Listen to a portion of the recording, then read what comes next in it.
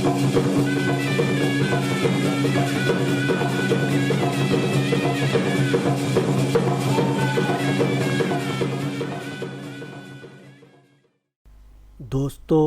12वें दिन पुतली ने राजा विक्रमादित्य की कहानी सुनाई।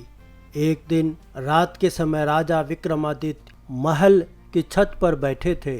मौसम बहुत सुहाना था। पूनम का चांद अपने यौवन पर था तथा सब कुछ इतना साफ साफ दिख रहा था मानो दिन हो। प्रकृति की सुंदरता में राजा एकदम खोए हुए थे।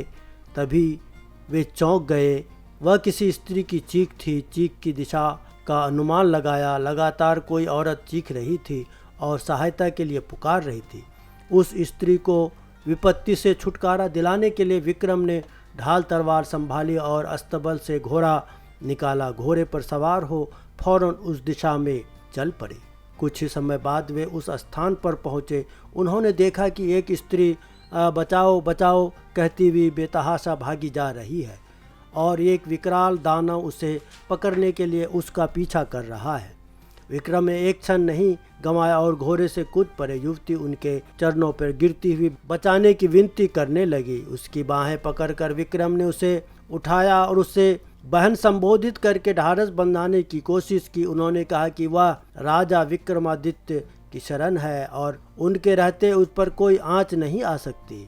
जब वे उसे दिलासा दे रहे थे तो राक्षस ने अट्टहास लगाया। उसने विक्रम को कहा कि उन जैसा एक साधारण मानव उसका कुछ नहीं बिगाड़ सकता है। वह कुछ ही क्षणों में पशु की भांति चीर फाड़ कर देगा। ऐसा बोलते हुए वह विक्रम की ओर लपका। विक्रम ने उसे चेतावनी देते हुए ललकारा। राक्षस ने उसकी चेतावनी का उपहास किया। विक्रम को पल भर में मसल देगा। वह उनकी ओर बढ़ता रहा। वह जैसे ही विक्रम को पकड़ने के लिए बढ़ा, विक्रम ने अपने को बचाकर उस तलवार से वार किया। राक्षस भी अत्यंत फुर्तीला था। उसने पैतरा बदलकर खुद को बचा लिया।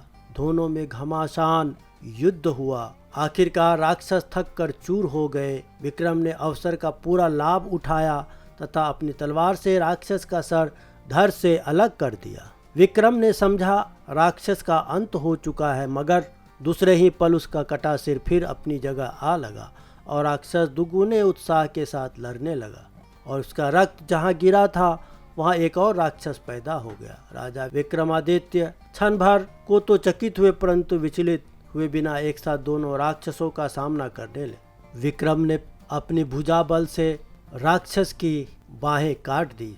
उसे तड़पता देखकर दूसरा राक्षस भाग खड़ा हुआ। उस राक्षस के भाग जाने के बाद विक्रम उस स्त्री के पास आए तो देखा कि वह भय के मारे कांप रही है।